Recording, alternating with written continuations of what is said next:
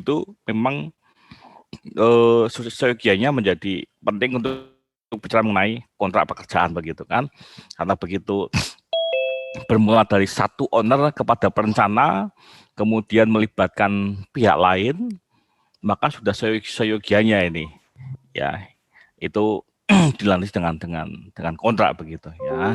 Jadi sekalipun perkataan bahwa sekalipun kita tuh mengenal ownernya, mengenal pemberi tugas, tetapi hati-hati bahwa esensinya atau fiturnya itu melekat, bahwa proyek itu selalu rentan terhadap konflik, dispute, dan klaim.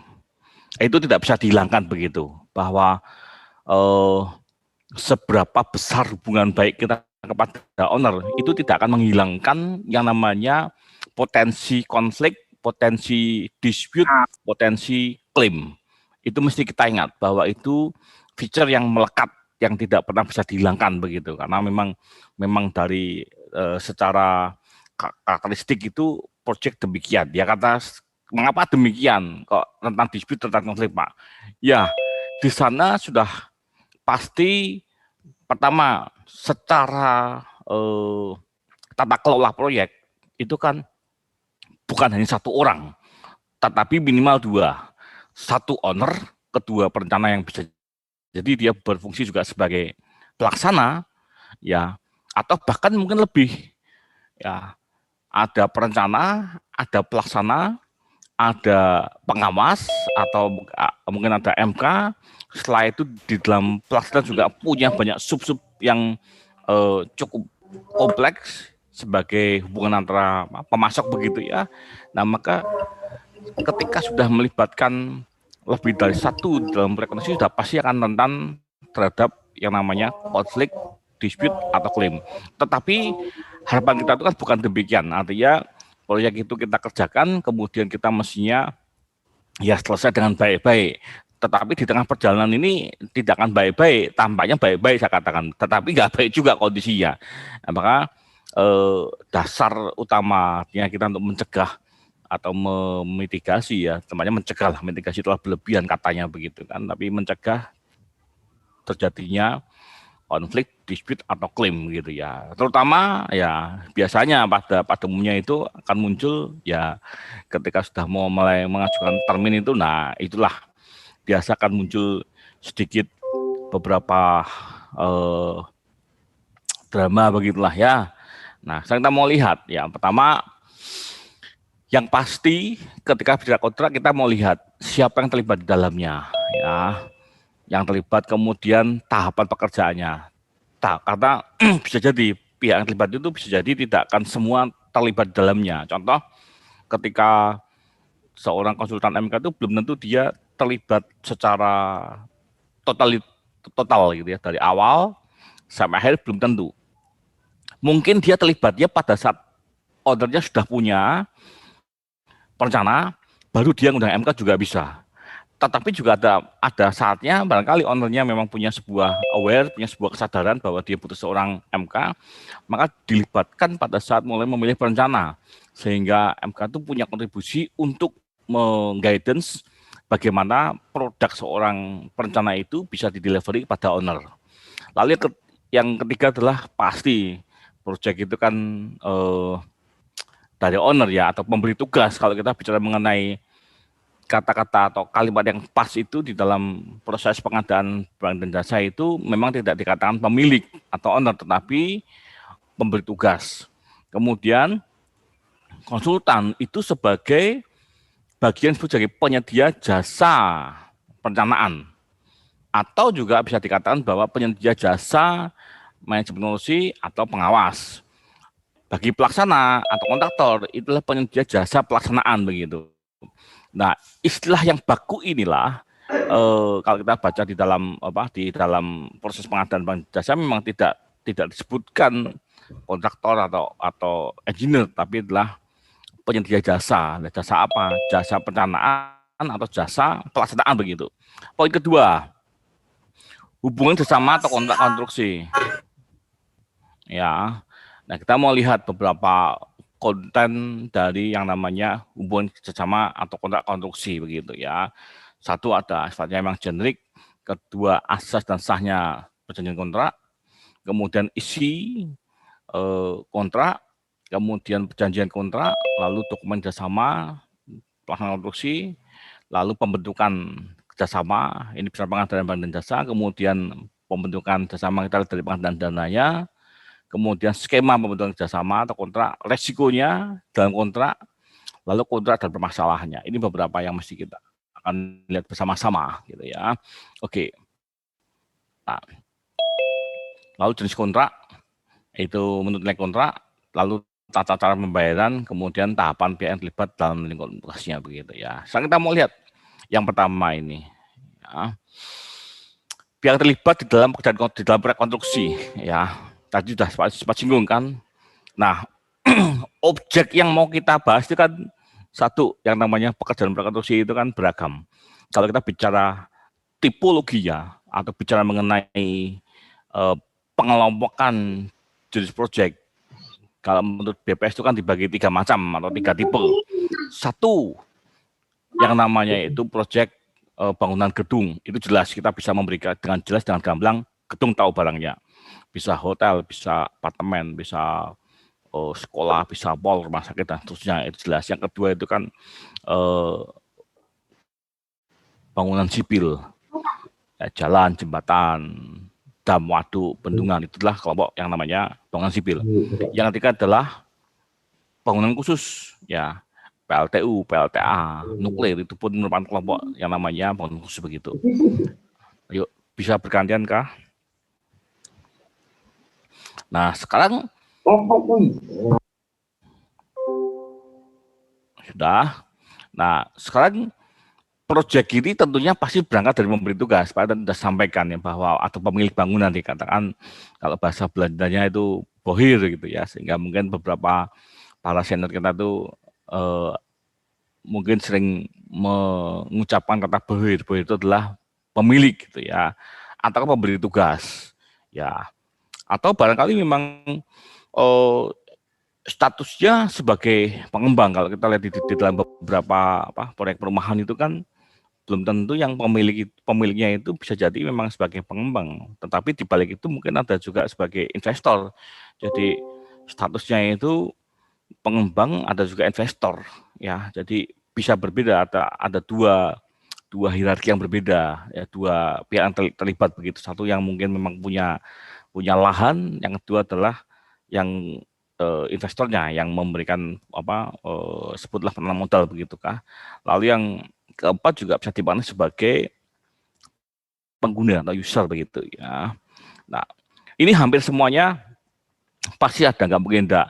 Lah tinggal statusnya sekarang. Kalau kita bicara mengenai swasta gedung ya, mestinya tentunya kepemilikan swasta. Tetapi ketika pemerintah atau miliknya pabrik begitu ya, ya pasti statusnya miliknya bisa, contoh bisa jadi beberapa saat yang lalu itu kan Pak Her sebagai MK ya di Kota Lama di gedung Wiskamer. Nah, gedung itu kan miliknya Kemenkumham gitu ya, yang direvitalisasi. Ya, itu pemiliknya adalah pemerintah. Ataukah yang kedua yang sekarang sudah selesai di dalam tahap perancangan itu adalah gedung OJK ya, yang dikias oleh Pak terlibat sebagai tim leader untuk perancangan, perbaikan atau revitalisasi gedung OJK begitu ya. Swasta ya kita bisa lihat sama-sama ya, Anda bisa ke BSP kan miliknya Unika ya, sebagai pemilik swasta begitu. Jadi statusnya bisa dua, satu swasta, kedua adalah miliknya publik atau miliknya pemerintah begitu. Nah, kemudian di dalamnya sudah pasti kalau kita bicara owner, kita masih tidak akan lepas dari namanya penyedia jasa perancangan atau perencanaan, ataukah memang dibutuhkan juga penyedia jasa untuk MK, harus dikelayakan ya. Kemudian subkon spesialis pun bisa dibutuhkan ya, atau konsultan pengawas begitu. Kalau yang pertama di bagian MK supaya tidak perlu jelaskan lebih lanjut yang kita sudah pernah bicara panjang di sini. Nah, yang kedua ini kadangkala memang bisa melekat pada MK bahwa fungsinya studi kelayakan itu begini. Misal contoh ya, namanya studi kelayakan. Misalkan ya seorang pemilik atau memberi tugas ya, dia akan bangun lah ya perumahan begitu ya di daerah X begitu. Nah, tapi dia perlu sebuah kajian. Kira-kira kalau misalkan di daerah X itu dibangun suatu perumahan dengan tipe minimal tipe 45, itu kira-kira visible nggak, layak nggak, kemudian kalau dijual dengan nilai sekian ratus juta itu kira-kira visible nggak dengan lingkungan yang base kondisi existing begitu kan. Nah, judgement-nya studi kelayakan itu memang kadang memang ada jasa konsultan yang memberikan atau menilai ya dari banyak aspek ya, dari aspek teknis, kemudian dari aspek ekonominya, kemudian juga dari sosial budayanya. Nah, nanti munculnya adalah visible atau tidak visible. Di poin kedua ini kita pernah bicara kalau beberapa teman-teman yang pernah ikut mata kuliah di PTM itu atau mungkin di mata kuliah ekonomi teknik ya atau dikasih ekonomi project itu ada satu metode yang digunakan untuk melakukan tipe 2 ini untuk memutuskan dengan metode bisa menggunakan metode benefit cost ratio ya, itu sebagai salah satu metode yang dipakai di dalam menentukan kelayakan sebuah project begitu ya. Yang ketiga, perencanaan ini sangat jelas ya.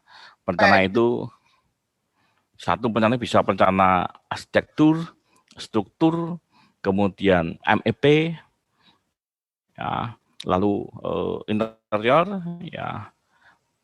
Kemudian spesialis ini ya kadang-kala di dalam khususnya untuk nguluk gedung lah ya, seperti interior itu memang kadang-kala bisa embedded, bisa melekat pada perencanaan arsitektur, tetapi juga bisa lepas dari perencanaan arsitektur ini. Jadi ada konsultan khusus interior, memang ada ya, itu dikatakan sebagai spesialis begitu. Ataukah memang kalau sekarang kita berbicara mengenai green building ya, itu memang ada satu konsultan terkait dengan building otomatis sistem begitu ya. Bagaimana merancang supaya building yang atau bangunan yang dihasilkan itu betul-betul memiliki apa istilahnya smart building, bangunan yang cerdas begitu kan, dengan menggunakan dukungan IT begitu ya. Yang kelima, pengawas ya. Pengawas dengan MK berbeda. Kalau kamu tanya Pak, lebih besar mana kewenangan MK dan pengawas? Lebih besar MK ya kewenangannya. Karena pengawas tidak punya kewenangan mereview desain ya, tapi kalau MK bisa punya kewenangan punya ranah untuk melakukan review desain. Nah, lalu skopnya pun kalau pengawas selalu pasti di masa konstruksi, tetapi MK bisa dari awal perancangan, awal perencanaan sampai kepada serah terima proyek, bahkan juga di MK itu punya juga kewenangan untuk melakukan tender kalau memang diperlukan proses pengadaan barang dan jasa tertentu ya, yang memang akan diminta oleh owner begitu atau pemberi tugas. Lalu yang ketiga, pelaksana itu selalu identik dengan kontraktor begitu kan, pelaksana konstruksi atau penyedia jasa pelaksanaan konstruksi. Satu ada kontraktor ya, ada subkontraktor, ada kontraktor spesialis, dan termasuk bahan dan atau peralatan sebagai supplier. Kalau kontraktor itu bisa jadi prakteknya begini, ada satu main kontraktor ya yang akan mengorganize satu paket pekerjaan secara utuh dari awal sampai selesai, ataukah setiap paket itu akan dilakukan tender masing-masing begitu. Ya, ambil contoh yang saat ini seperti contoh di BSP itu kan kontraktornya adalah PT APG sebagai anak perusahaan dari Adikarya begitu kan. Nah, karena modelnya itu dipecah-pecah menjadi beberapa paket pekerjaan. Satu, ada paket pekerjaan untuk struktur, arsitektur, dan plumbing, satu paket. Kemudian untuk pekerjaan mechanical, electrical, dan plumbing, dan mechanical, electrical, dan elektrik, ya, MEE, satu paket sendiri. Kemudian untuk pekerjaan cutting atau galian sendiri. lalu pekerjaan untuk pondasi sendiri. Lah, pemaketan ini dilakukan oleh kontraktor begitu. Tapi pertanyaannya, Pak, apakah mungkin Pak kalau kontraktor itu melakukan mensubkan pada pihak lain? Nah, secara harafiah itu tidak boleh. Karena di dalam kontrak nanti akan muncul bahwa kontraktor tidak boleh melakukan atau menyerahkan satu pekerjaan pada pihak lain tanpa sepengetahuan pemilik atau pemberi tugas. Ya, tetapi dimungkinkan kalau misalkan si pemilik atau pemberi tugas ini melakukan mensubkan, ya. Contoh seperti lift itu tidak ikut di paket pekerjaannya kontraktor, tapi lift disuplai, artinya dibeli sendiri oleh owner, ya, kemudian pemasangannya kepada penyedia barang atau penyedia lift dan jasa pemasangannya. Biasa seperti lift itu kan include pengadaan dan pemasangan. Tidak, ya, memang ada beberapa yang beberapa memang dimungkinkan untuk hanya hanya pengadaan barang, jasa enggak. Bisa, contohnya seperti keramik itu kan kalau cukup besar volumenya memang bisa dimungkinkan untuk dilakukan pengadaan barang. Jasanya kita bisa menggunakan jasa kontraktor untuk melakukan pemasangan keramik begitu. Kemudian yang ketiga, kontraktor spesialis, ya. Ini yang lebih mudah dipahami barangkali kalau kita lihat di beberapa proyek itu fondasi itu dilakukan sendiri atau dilakukan oleh kontraktor spesialis fondasi begitu, ya. Misalkan ya sebutlah kita kenal yang namanya PT Indopora begitu kan. Kita juga kenal barangkali PT Paku Bumi Semesta itu beberapa, atau mungkin PT Teno yang kita pakai juga, ya. Itu beberapa contoh yang namanya kontraktor spesialis. Dia khusus hanya pekerjaan pemancangan saja. Nah, biasanya ada opsi begitu. Ada yang memang satu unitnya pancang dan plus jasa pemasangan. Tapi naturnya masih satu paket. Dibagi dua kontrak nanti. Kontrak untuk pengadaan materialnya atau tiang pandangnya, kedua adalah kontrak untuk jasa pemasangannya. Nah, ini yang dikatakan dengan kontraktor spesialis begitu. Lalu yang keempat, pemasok bahan atau peralatan begitu. Nah, di dalam internal kontraktor pun itu kan mereka juga pasti disuplai atau dipasok atau ada yang menjadi supplier begitu, ya. Contoh ya semen pasti, ya. Baja tulangan itu misalkan baja tulangnya mereknya misalkan ya Krakatau Steel atau mungkin Hanil atau mungkin Master atau Interworld, itu adalah sebagai pemasok baja tulangan kepada kontraktor. Nah, itu namanya supplier. Atau mungkin saja yang namanya semen, kemudian ada yang namanya kabel, ya. Itu mereka supplier.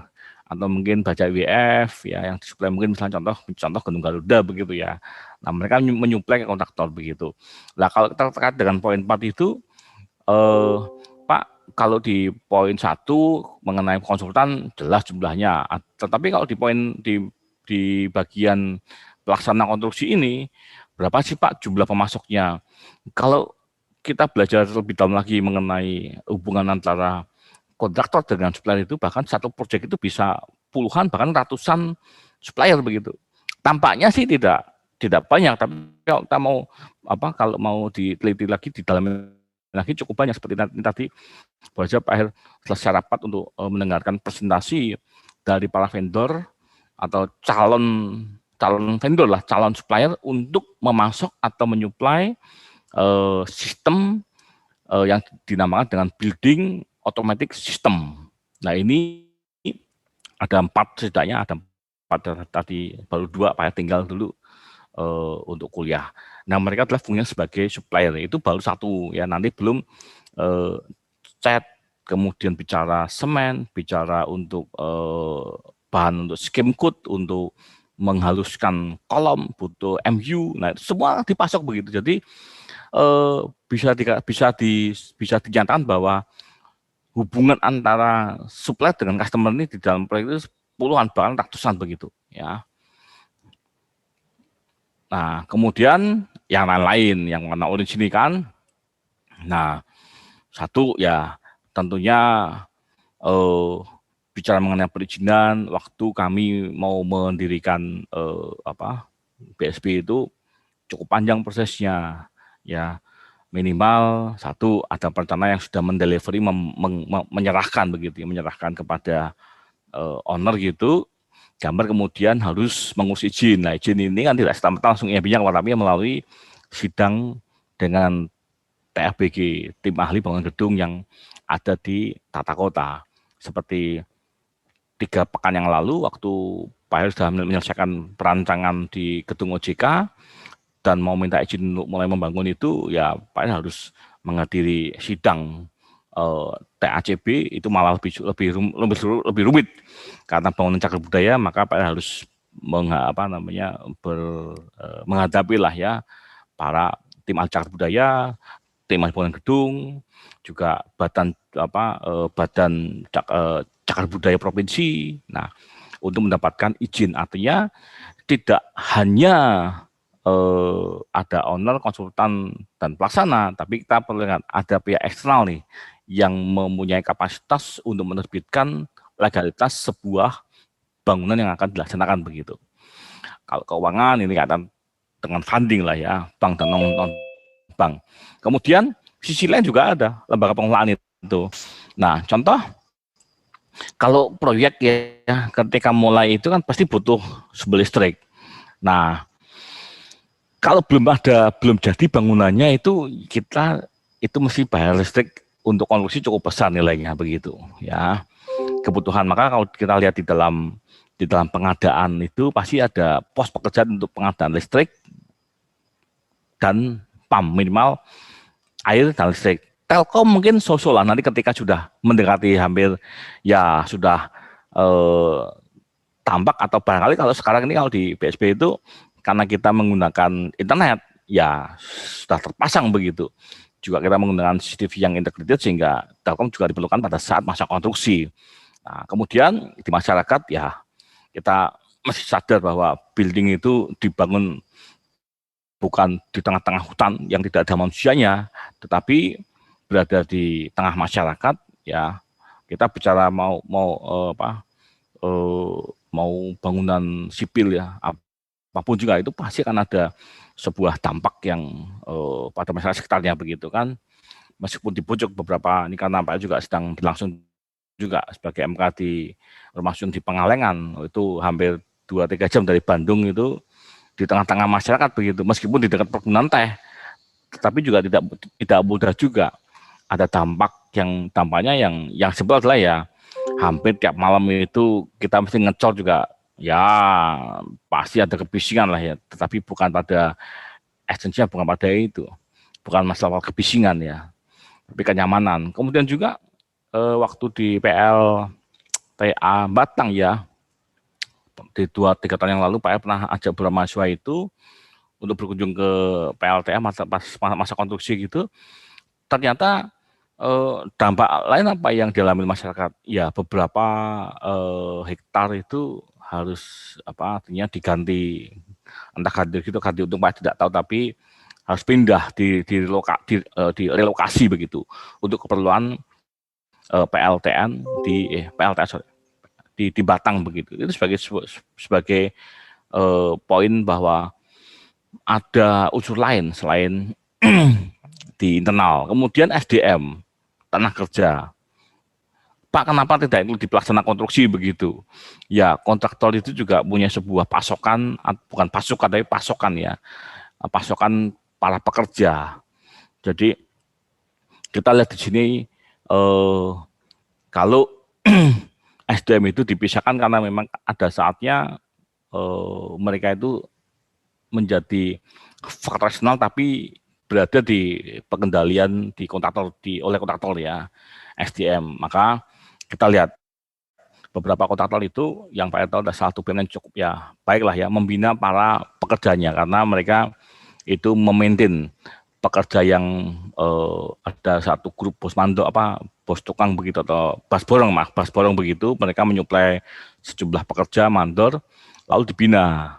Nah, ketika membaik maka akan dipakai sebagai mitra tetap begitu. Dan terus itu dan dibina yang awalnya mungkin sebagai tukang, dibina menjadi kepala tukang, terus sampai akhirnya nanti mereka bisa menjadi mandor begitu. Nah, ini adalah sebuah gambaran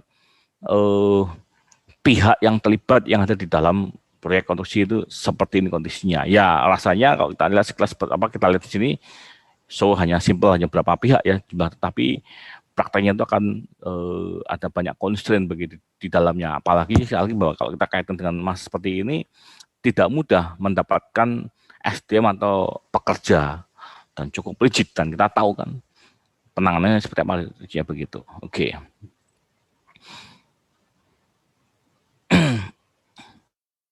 Nah, kemudian kalau bicara mengenai pentahapan, itu tentunya ada sebuah dasar tadi, tidak tiba-tiba akan muncul sebuah proyek tanpa tahapan yang namanya studi kelayakan begitu ya. Pasti kita akan bicara, meskipun sebenarnya tidak harus di tangan konsultan, tapi ada sebuah proses di mana mengolah data kondisi existing dari banyak aspek ya, aspek ekonomi, sosial, bahkan juga kondisi masyarakatnya, ya.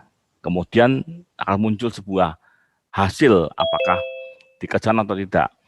Jangankan pada tahap awal ya, sambil contoh sekarang ini, ya kalau kita tahu di sebelah sudah akan ada sebuah mall, nggak sebutkan lah ya. Nah, kan sempat berhenti tuh proyeknya sampai ini hari, gitu kan. Pertanyaannya kan begini, kalaupun itu diteruskan, kadang kita berpikir dari sisi owner ya, mall diteruskan, sementara kondisinya tuh orang bepergian juga dibatasi, terbatas lah ya. Nah, sekarang kalau diteruskan dan selesai, muncul pertanyaan, Pak, siapa yang mau sewa? Nah, itu sebenarnya sebuah pertanyaan yang memang bisa muncul di dalam tengah perjalanan ya, tapi idealnya itu di awal ya, di awal sebelum proyek dimulai ada sebuah dikelayakan begitu. Tapi ini bisa muncul case by case-nya, ini akan bisa muncul dikaji lagi nih, sampai sejauh mana akan dilanjutkan itu menjadi visible atau layak begitu. Ya. Nah, baru kemudian bicara mengenai perencanaan ya, ada perencanaan, ada yang perancangan itu ya. Kalau dari perencana itu akan muncul gambar perencanaan, kemudian ketika mau tender akan menggunakan gambar DED atau gambar perancangan. Nah, biasanya ada beberapa status gambar ya, ada gambar rencana, lalu ada juga ya forten drawing atau gambar-gambar untuk tender itu ada yang mendekati dengan DED begitu. Nah, pada saat inilah sebetulnya tahap ini yang akan dilakukan ya sebelum memasuki proses pengadaan barang dan jasa begitu. Nah, di sini kontribusinya lagi-lagi bahwa ada konsultan perencana atau penyedia jasa perencanaan, ada juga owner. Nah, MK-nya bisa jadi muncul di tahap visibility sampai selesai, atau barangkali munculnya nanti pada saat ketika mulai pelaksanaan begitu. Nah, setelah tahap itu saya bicara mengenai tahap pengadaan atau procurement atau pengadaan barang dan jasa, atau kita kenal dengan nama lelang. Tapi kalau Anda baca lagi itu lelang sudah berganti dengan kata tender, dan tender memang sudah diadop di dalam KBBI, Kamus Besar Bahasa Indonesia begitu. Nah, tahap ini lagi-lagi Pak, bagaimana kalau misalkan Pak, kita kan pernah tahu bahwa ada juga konsultan QS, quantity surveyor begitulah. Jadi memang cukup banyak konsultan itu, ada tambahan lagi namanya konsultan quantity surveyor begitu. Yang ya sebetulnya dia membobot pekerjaan, kemudian dia melakukan evaluasi tender, kemudian volume pekerjaan. Tetapi kadang-kadang bisa melekat lagi-lagi MK, ada sebuah tim yang memang melekat fungsinya sebagai quantity surveyor begitu ya. Oke. Nah, kemudian di tahap pengadaan atau pelelangan ini, sebetulnya kalau kita pernah mengenal istilah tender, lelang itu adalah sebagai salah satu bagian dari proses pengadaan.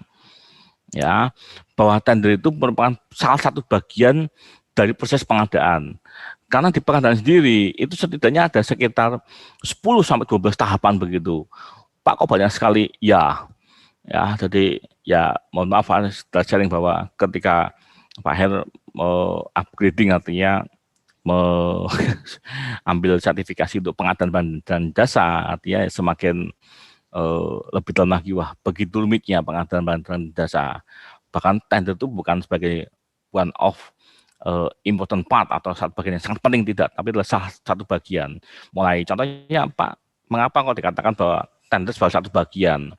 Sebenarnya sebelum tender itu ada proses yang cukup panjang kan. Satu, ya menyusun pemaketan pekerjaan itu bagian dari pengadaan loh. Misalkan memecah-mecah dalam banyak paket-paket pekerjaan. Oh, dari mulai misalkan saja dari memaketkan, Pak, bagaimana kalau kita dipaketkan pekerjaan struktur bawah dan struktur atas, itu pemaketan. Ataukah kita pecah ke dalam banyak paket pekerjaan. Tadi kan Pak sudah sampaikan contohnya di BSB itu kan, di BSB dibagi banyak paket pekerjaan kan, cutting sendiri, galian ya, ada lagi pekerjaan untuk pondasi sendiri. Itu sudah proses yang namanya membuat paket pekerjaan atau pemaketan begitu. Lalu struktur, arsitektur, plumbing itu sebagai proses pemaketan begitu ya. Nah, kemudian nanti belum menyusun spek-tek atau spesifik teknis gitu ya. Lalu kemudian membuat menyusun prosedur tender, bau tender. Nah, itu semua adalah bagian yang ada di dalam procurement atau pengadaan. Jadi sekali Pak El berikan sebuah penekanan bahwa tender itu bukan satu-satunya proses yang ada di dalam pengadaan, tapi ada sebuah rangkaian. Ya, nanti belum bagaimana kalau ada sanggahan ya, Anda lelang atau Anda melakukan tender, tapi ternyata pemenangnya disanggah yang lain. Ini mesti harus dihadapi dan bukan tidak ada, tapi seringkali seperti ini kondisinya dan bisa muncul kapanpun juga. Nah, kita lihat di bawahnya ini, ya apa yang harus disandarkan. Memang tender kita bisa menenderkan atau kita melakukan lelang tender begitu untuk jasa tadi mau jasa perencanaan, kemudian jasa pelaksanaan, kemudian jasa pengawasan, itu semua bisa dilakukan di dalam tahapan pengadaan atau procurement ini. Nah, setelah itu baru pelaksanaan. Nah, seringkali itu kan untuk MK kadang-kala diposisikan di sini nih, antara tahap pengadaan dan pelaksanaan ketika sudah mau mulai baru mengundang MK, tapi sebenarnya terlambat. Kalau seperti itu kadang-kala rasanya adalah begini, kontraknya adalah MK, tetapi rasanya rasa pengawas. Nah, ini problem di dalam lapangan itu menjadi sebuah masalah begitu kan. Dia nggak dilibatkan dari awal, tahap desain, tahap perancangan, tapi tahu-tahu sudah masuk ke tahap pelaksanaan. Ini sebuah proses yang memang ada sebuah gap yang atau sebuah deviasi yang cukup besar begitu. Maka akibatnya apa Pak? Ketika MK ditempatkan di tahap ketika melakukan otopsi, ada yang salah, tidak ada yang salah. Tetapi dampaknya tadi bisa muncul MK rasa pengawas begitu. Dan lagi-lagi baru waktu yang lalu Pak pernah di mata kuliah MK ya, kan pernah ada yang bertanya, Pak, apakah mungkin Pak MK itu diganti? Nah, artinya sepanjang Pak di Plek itu hampir tidak pernah ada penggantian MK gitu ya. Tapi ya baru kali ini ada yang namanya MK diganti ya.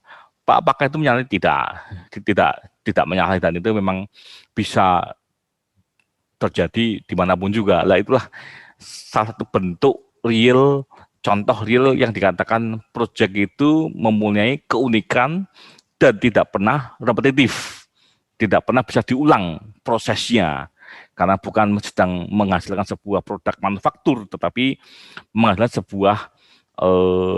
sebuah proyek begitulah ya. Oke.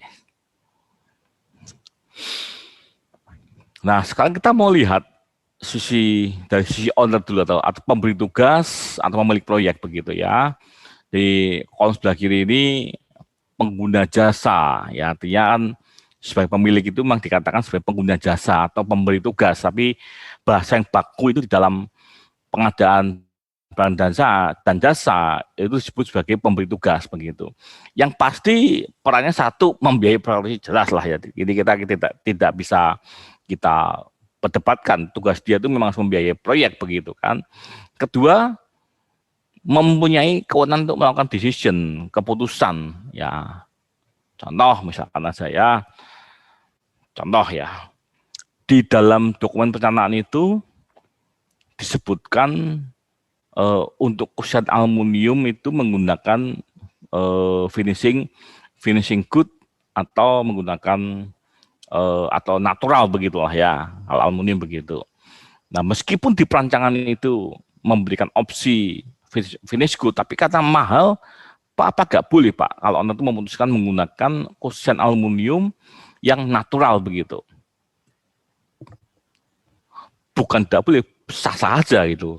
Secara logika yang membiayai proyek ya, kenapa tidak boleh? Tetapi lagi-lagi bahwa tentunya ketika ada perubahan spek yang memang diubah oleh owner ya mesti harus diinformasikan oleh lagi-lagi oleh owner pada perencana begitu. Ini ada perubahan untuk aluminiumnya begitu. Ya. Nah, kemudian yang lagi pemberi tugas atau employer. Ya, pemberi tugas ini ya sebagai representasi dari si pemilik bangunan ya, mewakili atau sebagai wakil owner ya, kadang-kala ini ada sesuatu yang ada makna yang bias antara kalau melihat dalam konteks ini itu dengan MK kalau diwakili mewakili, owner MK pun juga mewakili juga begitu. Ya, pengembang ini biasa kita bicara di dalam proses untuk developer begitu ya.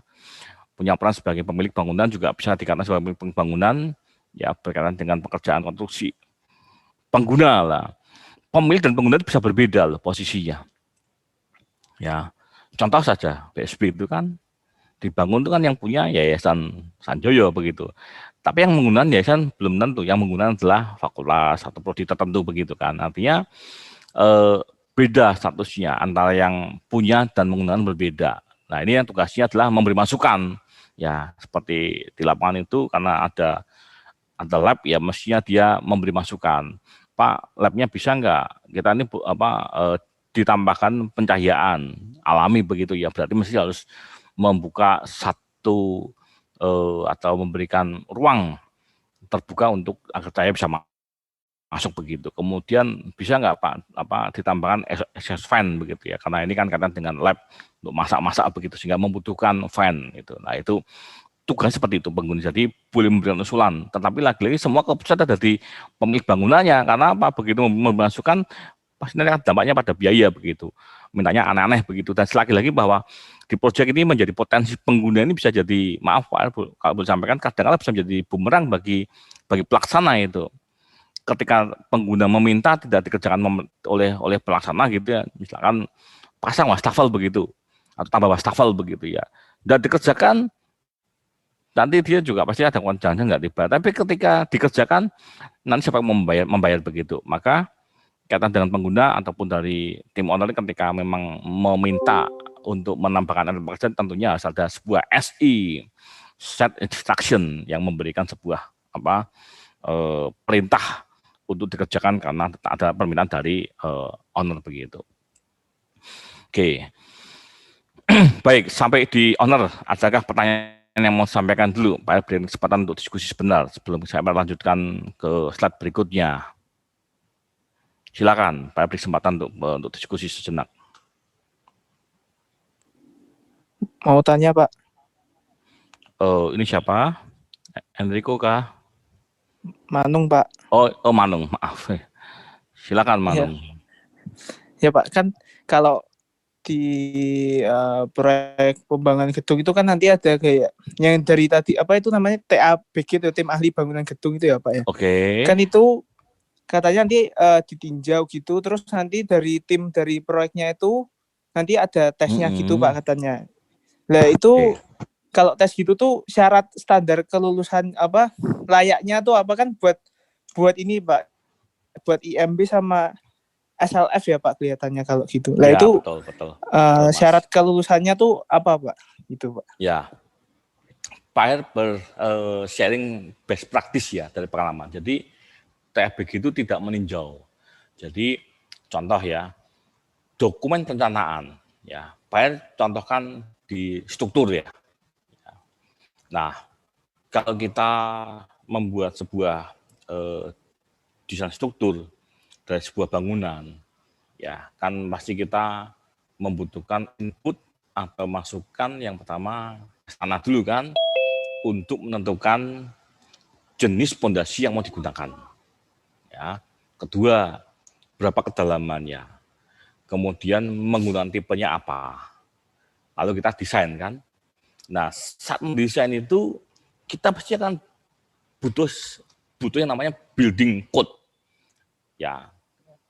Itu bahasa kerennya building code atau standar. Contoh, pada saat kamu mendesain struktur itu, ya berkaitan dengan kegempaan, itu kamu pakai aturan yang mana? Yang terbaru atau yang mungkin sudah 2 tahun 3 tahun yang lalu kamu pakai begitu. Kemudian pada saat kita menentukan mutu beton, itu kita pakai acuan apa sih? Apa masih pakai PBI? Kan tidak, tapi ada yang terbaru tata cara perhitungan beton begitu kan. Nah, aturan-aturan itu, standar yang kamu pakai, building code yang kamu pakai, itu nanti akan diklarifikasi pada saat sidang TABG. Gitu. Nah, satu-satu akan ditanya gitu. Ya, itu dikaitkan dengan dokumen perencanaan struktur. Lalu yang kedua, bagaimana Pak dengan yang lain, ME misalkan, itu pun juga ditanya juga menggunakan peraturan umum kelistrikan gitu ya, PULI gitu ya, kan namanya kalau PULI ya, peraturan umum Indonesia kalau nggak salah gitu kan. Itu berkaitan dengan apa? Contoh, jenisnya apa sih penangkal petir yang digunakan? Bukan penangkal petir, tapi penyalur petir begitu kan. Yang digunakan apa? Mana perhitungannya? Speknya apa? Dasarnya apa? Menggunakan tipe ini begitu. Semua akan diklarifikasi oleh tim ahli bangun gedung begitu. Nah kemudian Pak, apa Pak keabsahan atau bila mana akan dikatakan boleh atau diizinkan begitu? Ya sejauh ini beberapa kali sidang yang terakhir ini sedang di TACB Cagar Budaya juga di TABG juga selalu akan merujuk pada peraturan yang terbaru, Mas. Nah, selama perancangan itu memenuhi kaidah, memenuhi yang diminta di dalam peraturan perundangan terbaru, ya tentunya akan dapat diizinkan begitu. Ya, terakhir itu kan sidang di TACB itu ya kalau cagar budaya pasti ada sebuah undang-undangnya, harus tidak boleh melakukan, harus minimum intervensi. Ya, itu contoh undang-undang. Jadi kaidahnya sampai sejauh mana pemenuhan building code, pemenuhan standar yang dipakai untuk atau dengan di dalam merancang atau desain begitu. Nah, memang dalam prosesnya ini Pak Hel juga masih ada perbaikan-perbaikan, tapi Pak Hel sudah selesaikan ya. Sebagai contoh Mas ya, ini contoh berkas yang Pak Hel sempat sampaikan pada saat Pak Hel itu melakukan sidang TACB dan TABG untuk bangunan cagar budaya miliknya OJK begitu. Ini Pak Hel contohkan saja. Jadi apa yang harus Pak Hel sampaikan begitu.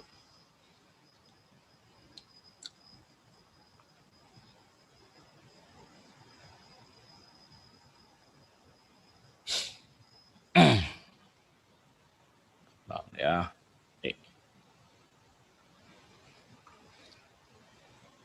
Ya barangkali di kelas ini ada Hendry ya yang terlibat ya, Hendry ya.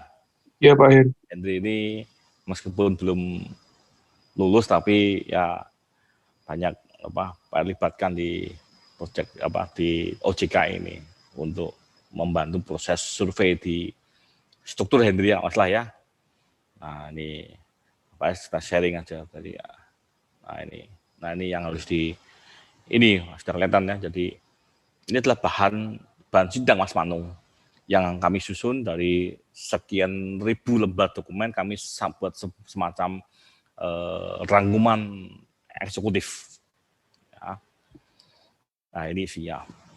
Ya, tapi ini karena ini agak uniknya dengan yang baru agak berbeda. Kami sampaikan historinya, sejarahnya, bagaimana kondisi Esting ketika rubuh begitu ya. Nah, kami semua sampaikan karena ini agak unik. Maka di dalam setiap tahapan itu kami sampaikan namanya konsep penanganan, cara menangannya bagaimana. Itu yang mesti harus disampaikan karena lagi-lagi tidak ini bangunan yang luar biasa dalam artian karena berusia sudah ratusan tahun ya, sehingga mesti berbeda cara mengatasinya. Oleh karena itu mesti dibuat juga cara berbeda juga. Ini kami sampaikan Mas Panung. Jadi semua proses di dalam memperbaiki atau konsep ini kami mengacu kepada peraturan-peraturan yang terbaru ya sehingga terpenuhi begitu kan. Nah, nih.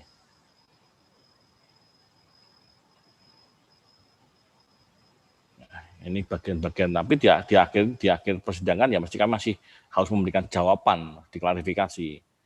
Nah, ini Mas Manu. Sorry. Nah, ini.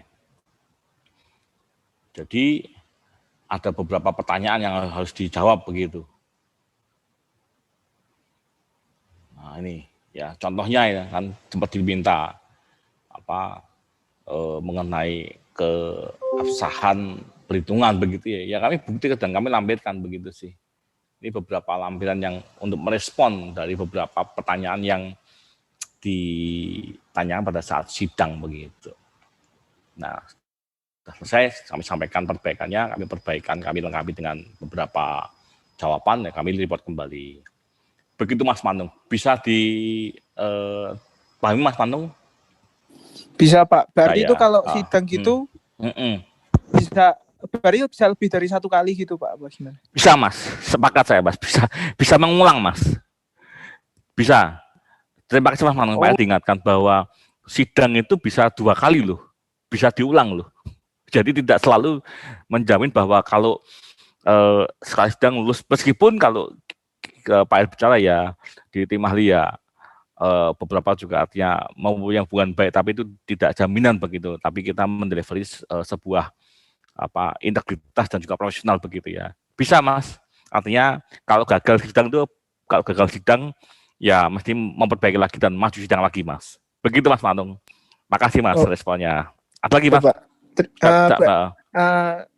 Kalau kasusnya kayak di OJK gitu, kalau cagar budaya berarti sudah lama gitu lebih kompleks ya berarti ya Pak ya. Ada tambah satu lagi yaitu bukan hanya TABG tetapi ada TACB Mas. Tim ahli cagar budaya baik di level kota maupun provinsi Mas. Makanya ada lagi namanya BPCB Mas. Balai Pelestarian Cagar Budaya. Badan atau balai ya. Itu di tingkat provinsi Mas Mantung begitu. Kalau gedung baru ya hanya TABG ya Mas, tapi ketika case adalah heritage ada tambahan lagi itu TACB Mas. Begitu Mas Mantung. Oh iya, terima kasih ya Pak. Ya, terima kasih Mas. Satu lagi pertanyaan, ada yang lain? Adakah pertanyaan lagi?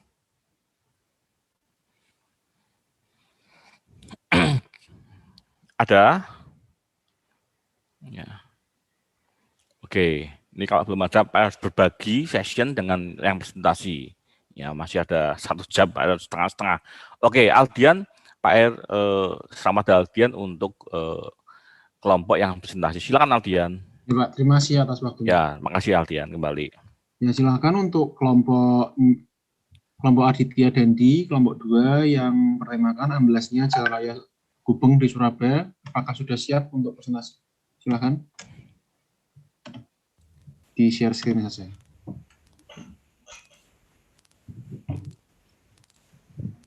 Oke.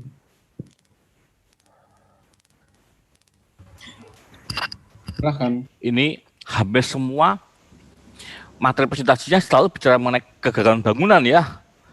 Artinya dari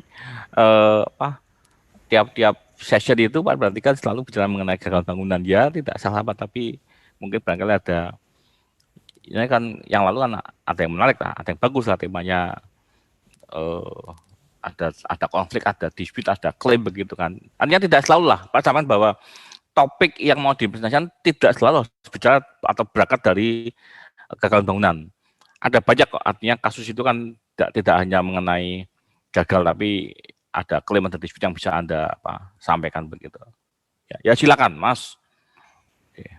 Ya, baik. Suaranya udah terdengar belum ya? Sudah, Mas. Oke. Oh ya, terima kasih untuk tanggapannya. Baik, terima kasih untuk waktunya setelah diberi kesempatan bagi kelompok kami, yaitu kelompok 2, dalam mempresentasikan kasus ambruknya Jalan Raya Gubeng Surabaya. Sebelumnya kami perkenalan terlebih dahulu. Anggotanya saya sendiri, Nova Rizky Kurniawan, dan yang berikutnya ada Aditya Dendi Purnomo dan juga ada Rizky Arnata. Mana Dendi? Nggak muncul. Ya, oke. Lalu Rizky yang mana? Saya, Pak. Oke, nah mestinya semua dinyalakan dulu. Ya, baik. Next slide. Ya, ini sekilas tentang Jalan Raya Gubeng di Surabaya. Jalan Gubeng di Surabaya ini merupakan salah satu ruas jalan nasional dengan panjang 520 meter. Jalan ini berfungsi sebagai jalan arteri dan jalan kolektor. Next. Ya, ini kita langsung masuk ke kronologi kejadian. Pada hari Selasa, tanggal 18 Desember 2018, Jalan Raya Gubeng tepatnya pada bagian depan Bank BNI, ambles pada pukul 21.40 waktu Indonesia bagian Barat, yang berakibat pada terputusnya akses jalan serta kerusakan pada bangunan sekitarnya. Nah, di layar PPT tampak kejadian amblesnya ya. Next. Selanjutnya pada hari Rabu, tanggal 19 Desember 2018, dari pernyataan Kepala Polda Jawa Timur, Inspektur Jenderal Polisi Luki Hermawan, proyek basement ini memiliki ukuran luas 70 kali 70 meter persegi. Kemudian penyelidikan dilakukan oleh tim ahli yang ditunjuk oleh Pemkot Surabaya bekerja sama dengan tim Lab 4 Polri. Next. Ya, ini menurut Kepala Badan Perencanaan Pembangunan Kota Surabaya, Eri Cahyadi, penyebab dari amblesnya Jalan Raya Gubeng ini disebabkan karena runtuhnya tembok penahan tanah dalam proyek basement lantai 3 Rumah Sakit Siloam dengan kedalaman 10 meter. Untuk skema rumah sakit, letak rumah sakitnya itu ada di foto ya teman-teman. Nah, untuk detailnya dari konstruksi basement ini, konstruksi tembok penahan tanah terbuat dari konstruksi soldier pile yang dipasang berjajar di kedalaman tertentu, kemudian penahan tembok dibantu dengan ground anchor dan betonit. Next. Nah, ini menurut almarhum Sutopo Purwomo sebagai Kepala Pusat Data Informasi dan Humas BNPB. Jadi menurut beliau, amblesnya tanah di Jalan Raya Gubeng Surabaya ini disebabkan karena kesalahan konstruksi. Dinding penahan jalan atau retaining wall tidak mampu menahan beban, apalagi saat musim hujan. Jadi tidak ada kaitannya dengan sesar gempa atau patahan yang terletak di Surabaya dan Waru. Next. Dan ini pernyataan dari tim ahli bangunan gedung Surabaya, Muji Irmawan. Berdasarkan penilaiannya, jika dilihat dari urutan pekerjaannya mulai dari perencanaan dan sampai dengan perhitungan, pembangunan basement di Rumah Sakit Siloam ini dinilai sudah cukup baik. Ya, presentasi akan dilanjutkan oleh teman saya. Berikutnya penyebab kejadian dari amblesnya Jalan Raya Gubeng yaitu akibat tidak kuatnya konstruksi retaining wall yang tidak mampu menahan beban serta adanya kenaikan muka air tanah.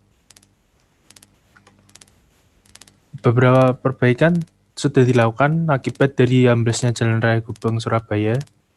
Pihak kontraktor proyek basement Siloam yaitu PT Nusa Konstruksi Engineering NKE siap bertanggung jawab dengan proses recovery jalan tersebut. PT NKE setelah menyiapkan dana sebesar 10 miliar untuk proses recovery tersebut. Proses recovery jalan sudah dimulai pada hari Kamis 20 Desember 2018 yang diawali dengan perbaikan gedung yang berdampak dari amblesnya Jalan Raya Gubeng dan selesai pada tanggal 27 Desember 2018. Berikut adalah foto-foto kejadian pada TKP amblesnya Jalan Raya Gubeng. Ini ada foto Jalan Raya Gubeng saat ambles. Lalu proses pengecekan dan identifikasi penyebab kejadian. Ada kemudian proses penutupan lubang menggunakan tanah dan pemadatan tanah menggunakan alat berat. Lalu pembersihan lokasi sekitar akibat proses pemulihan jalan. Berikutnya akan dilanjutkan oleh teman saya. Selanjutnya yaitu penetapan tersangka. Pada hari Selasa tanggal 22 Januari 2019, Kepala Polda Jatim, Inspektur Jenderal Polisi Luki Hermawan menetapkan 6 tersangka dari 2 PT pada kasus amblesnya Jalan Raya Gubeng. Di antaranya dari PT Nusa Konstruksi Engineering, yaitu yang berinisial RW sebagai Project Manager, kedua BS sebagai Direktur Utama, ketiga A sebagai Site Manager. PT kedua yaitu PT Saputra Karya, namanya yang berinisial RH sebagai Project Manager, yang kedua LAH sebagai Engineering Supervisor, yang ketiga A sebagai Site Manager. Profesor, bukan supervisor. Penetapan pasal.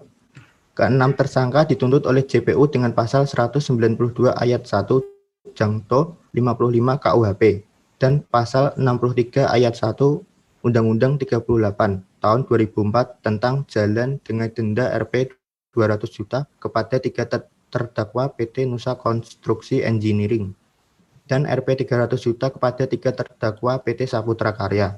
300 juta rupiah dong, Mas. Masa dibaca Rp 300 Dan juta. Rp 300 juta rupiah kepada 3 terdakwa PT Saputra Karya. Barang bukti juga didapat dari lokasi kejadian, diantaranya sampel tanah, core drill atau capping beam,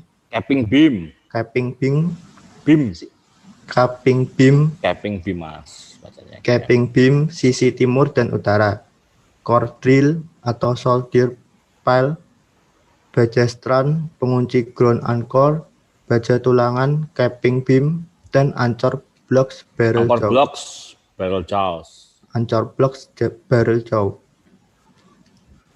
Next. Pasal 192 ayat 1 Jangto 55 KUHP, barang siapa dengan sengaja menghancurkan, membuat tak dapat dipakai atau merusak bangunan untuk lalu lintas umum atau merintangi jalan umum dapat atau air atau menggagalkan usaha untuk pengamanan bangunan atau jalan itu diancam dengan pidana penjara paling lama 9 tahun. Jika karena pembuatan itu timbul bahaya bagi keamanan lalu lintas. Next. Pasal 63 ayat 1 Undang-Undang 38 tahun 2004 tentang jalan. Pasal 63 ayat 1 berbunyi setiap orang yang dengan sengaja melakukan kegiatan yang mengakibatkan terganggunya fungsi jalan di dalam ruang manfaat jalan sebagaimana dimaksud dalam pasal 12 ayat 1 dipidana dengan pidana penjara paling lama 18 bulan atau denda paling banyak Rp 1.500.000.000 rupiah. Next. Hasil dari persidangan yaitu ke-6 terdakwa kasus amblesnya Jalan Raya Gubeng divonis bebas. Majelis hakim menilai bahwa para terdakwa tidak terbukti secara sah telah melakukan tindak pidana yang sesuai dalam dakwaan jaksa penuntut umum. Kejati Jatim mengaku akan menempuh jalur kasasi atas putusan bebas 6 terdakwa kasus amblesnya Jalan Gubeng. Meski begitu, upaya tersebut masih belum bisa dilaksanakan. Jaksa penuntut umum Kejati Rahmat Dari Basuki mengatakan upaya hukum itu terhalang, sebab sampai saat ini pihaknya belum menerima putusan lengkap dari Pengadilan Negeri Surabaya. Next. Kesimpulan, Yang pertama, amblesnya Jalan Gubeng disebabkan karena robohnya dinding penahan tanah pada proses pembangunan basement Rumah Sakit Siloam. Kedua, tidak ada korban jiwa dalam kejadian ini, namun beberapa bangunan di sekitar jalan juga terkena dampaknya. Proses perbaikan Jalan Raya Gubeng dan bangunan yang terkena dampaknya selesai dalam kurun waktu 7 hari. Ketiga, dalam kasus ini ditetapkan sejumlah tersangka, di antaranya 3 orang dari PT NKE dan 3 orang dari PT Saputra Karya. Namun dalam sidang di Pengadilan Negeri Surabaya, seluruh tersangka divonis bebas dari segala tuntutan.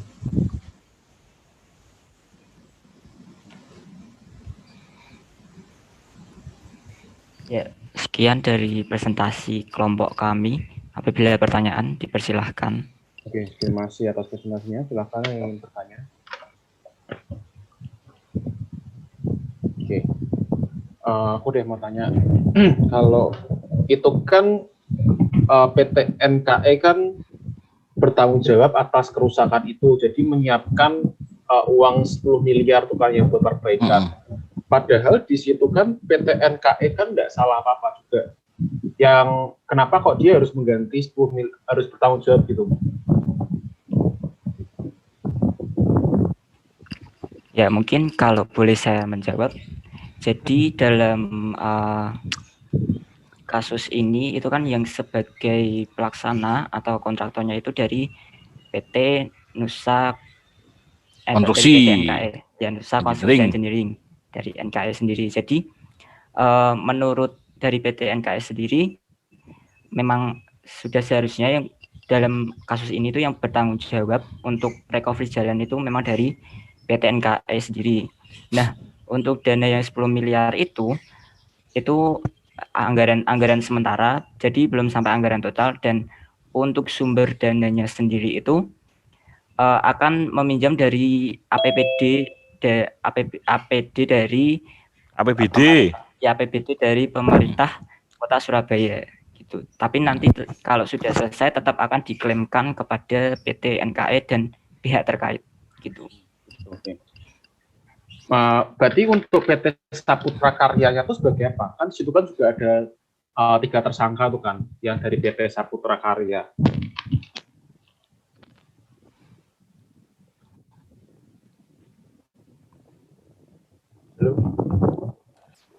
Maaf, mau menjawab pertanyaan dari Kak Aldian tadi. Di sini PT Saputra Karya itu bertindak sebagai ownernya atau pemberi proyeknya. Oh gitu, berarti pemberi proyeknya itu juga dituntut jadi tersangka gitu ya? Iya. Kok aneh ya?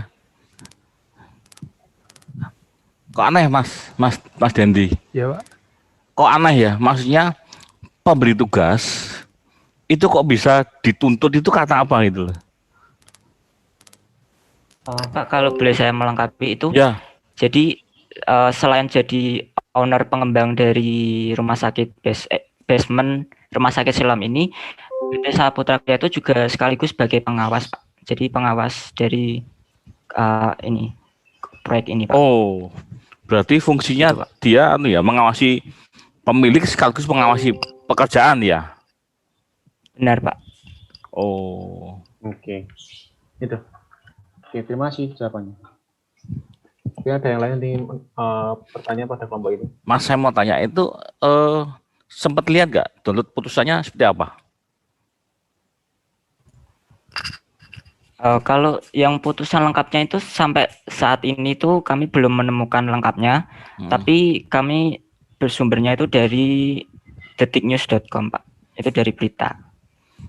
Jadi belum ketemu putusan lengkapnya. Waktu lalu kan kelompoknya Kelvin ya, itu kan pernah menyampaikan presentasi kan beberapa kasus-kasus yang kemudian diputuskan ya, Vin ya, betul ya, Vin? Ada nggak Kelvin di kelas siang hari ini? Ya, Pak. Ya, ada ya, Vin ya. Itu putusan yang sudah diputuskan itu kan belum di-download kan, Vin ya, di MK, Vin ya, kalau nggak salah ya. Benar, Pak. Benar ya lah. Barangkali coba Mas dilengkapi dengan apa putusan MK, coba nanti Gavin bisa chat sumber webnya, karena setahu saya demikian juga beberapa case-case atau kasus di dalam dispute, di dalam klaim korupsi itu memang diizinkan kalau sudah putus begitu, kita boleh download hasil keputusan MK itu sih, sehingga sumbernya itu lebih sah begitu, lebih valid lah begitu sih. Itu sih Mas, itu note dari Pak R. Lalu yang satu lagi ya, beberapa kali Pak R sudah memberikan sebuah reminder kalau presentasi seyogianya jangan memindahkan dari sebuah report di paste ya. Tadi ketika presentasi memang seperti wartawan mereport aja begitu kan, hanya melaporkan. Jadi kamu bukan sedang melaporkan, tapi kamu sedang presentasi ini. Jadi mestinya di packaging lebih menarik, sehingga ini konteksnya adalah kamu sedang presentasi, sehingga pasti akan beda dengan sekedar mereport begitu kan. Itu beberapa tambahan dari Pak Her, Mas. Baik, terima kasih. Aldian, silakan Aldian, Mas. Terima kasih Pak Her. Terima kasih kompetensi presentasi. Silahkan untuk kelompok selanjutnya, kelompoknya itu. Baik, terima kasih. Kelompok 20 ada itu Cindy, Meli, dan Clara.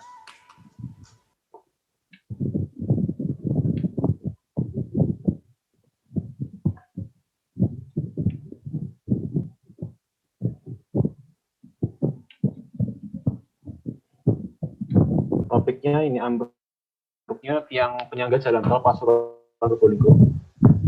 Silakan Mas Fitus. Lihat PT-nya. Sudah.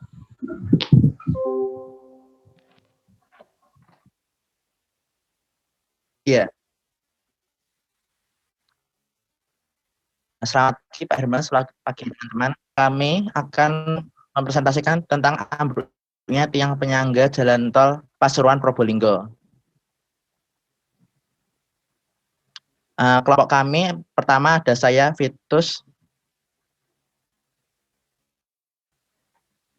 lalu kedua ada Cindy, dan ketiga ada Clara Kristianti. Untuk topik pertama yaitu tentang penjelasan kasus, kedua tentang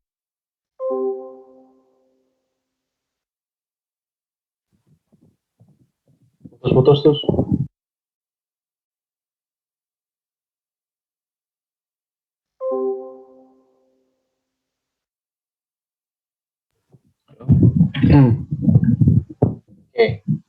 Mungkin kelompoknya yang lain bisa meneruskan. Putus nih.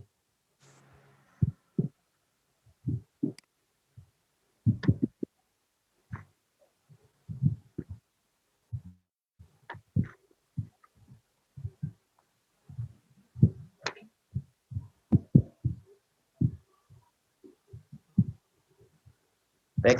Oke, ya. Untuk penjelasan kasus, pertama penjelasan kasus itu latar belakang. Latar belakang pada tahun 2017, Presiden Joko Widodo tengah mempercepat dan memperluas pembangunan proyek jalan untuk mempercepat perekonomian negara dengan cara membangun tol dengan target 1.800 km pada tahun 2017. Tetapi pembangunan itu pasti tidak selalu mulus. Seperti kasus yang akan dibahas yaitu jatuhnya grider jalan tol Pasuruan Probolinggo. Nah, kejadian di lokasi itu pada tanggal 29 Oktober tahun 2017 pukul 9.45 pagi terjadi insiden jatuhnya grider jalan layang di lokasi pembangunan proyek jalan tol Pasuruan Probolinggo sebagai penghubung desa Pulososari, desa Cungkung Gondang, Kecamatan Grati. Untuk kronologi kejadian sendiri, itu pertama pemasangan grinder dengan panjang 50 meter dengan menggunakan 2 kren dengan kapasitas 250 ton dan 150 ton. Kedua, pemasangan telah menyelesaikan 3 grinder untuk sebelumnya. Di 3 grinder yang sudah dipasang, sudah dilakukan pemasangan bracing. Tanggal 29 Oktober 2017, dilanjutkan pemasangan grinder yang keempat. Saat grinder keempat sudah pada posisi dan akan dilakukan pemasangan bracing, grider keempat ini patah mengenai 3 girder yang sudah terpasang dan mengakibatkan keempat girder patah. Girder tersebut kemudian jatuh dan menimpa mobil pickup hitam dan beberapa kendaraan sepeda motor dan orang yang berada di bawahnya. Untuk korban luka dan tewas, korban meninggal itu ada 1 orang dan 2 orang luka-luka akibat kejadian tersebut. Korban meninggal itu dari pihak mekanik PT Waskita dan 2 korban luka berat lainnya itu sopir mekanik dari PT Waskita juga, serta karyawan dari PT Pancang Sakti yang mengalami luka pada punggungnya. Selanjutnya akan dijelaskan oleh Cindy. Yang kedua itu penyelidikan kasus. Next.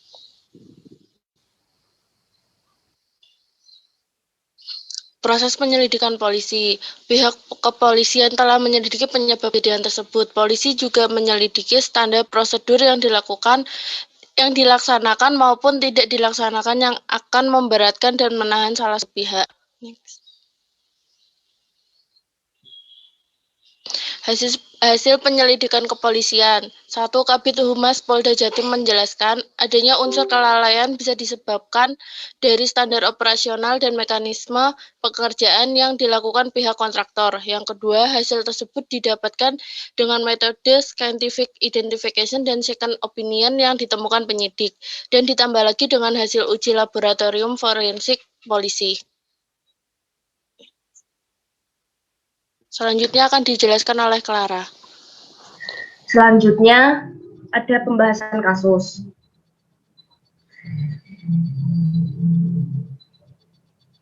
Bagaimana penyidik kepolisian dapat mengambil opini tersebut? Pada grider sepanjang 50 meter tersebut patah. Beton menimpa beberapa pekerja yang sedang berada di bawahnya. Standar operasional seperti apa yang bisa saat melakukan pemasangan beton? Ada orang di bawahnya yang harusnya tidak ada orang di bagian situ. Kasus pada PT Waskita Raya. Dalam kasus gagalnya konstruksi PT Waskita Raya tidak hanya terjadi ini saja, tetapi sudah terjadi berulang kali seperti 1. LRT Palembang, yang kedua ada Tol Bogor Ciawi Sukabumi, yang ketiga ada Tol Pasuruan Probolinggo, yang keempat Tol Jakarta Cikampek, dan yang kelima Tol Pemalang Batang.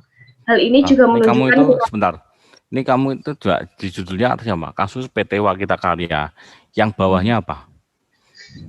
Ini mana yang betul? Kamu Waskita Karya, Waskita Raya, atau Waskita Raya? Waskita Raya, Pak. Waskita Raya, bukan Waskita Karya ya? Bukan, Pak. Bukan ya. Nah itu bawahnya diperbaiki itu, berarti jangan sampai nanti salah ini, karena kalau di-upload kamu ada yang mengupload nanti jadi masalah tuh. Juga tadi di slide yang kedua itu kamu salah ketik ya. Masa Presiden RI salah nama? Nanti kamu baca itu ada tuh. Namanya Joko Widodo, kamu tulis Joko Dodo gitu. Kayak nanti itu banyak tipunya itu. Silakan. Hal ini menunjukkan kurang baiknya manajemen proyek yang dipegang oleh PT Waskita Raya.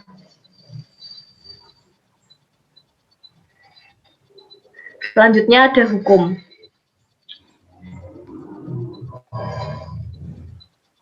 Jika kontraktor terbukti bersalah, akan mendapatkan hukuman penjara dengan pasal Undang-Undang Nomor 1 Tahun 1970 tentang Keselamatan Kerja. Yang kedua, Undang-Undang Nomor 13 Tahun 2003 tentang Ketenagakerjaan.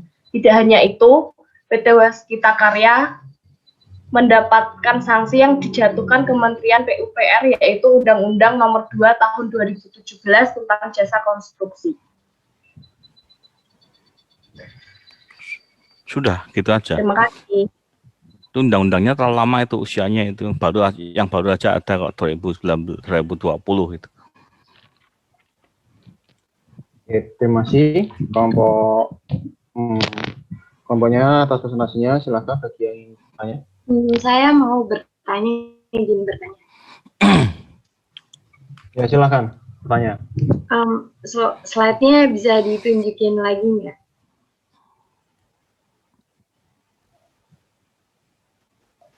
Tadi yang bagiannya yang Cindy itu, yang untuk yang hasil penyelidikan,